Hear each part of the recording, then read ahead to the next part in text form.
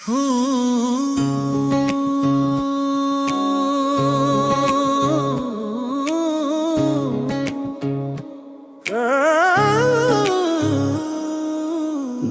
শীতল নিস্তব্ধ ছাঁত সপোনবোৰে চমৰ দৰে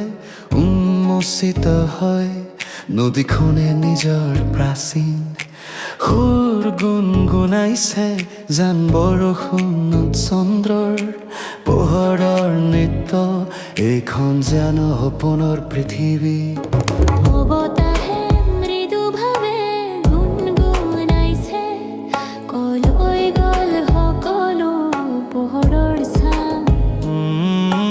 চন্দৰৰ পোহৰৰ সুৰে মাতিছে প্ৰতিটো তৰাৰ এটা চকুলো সৰি পৰিছে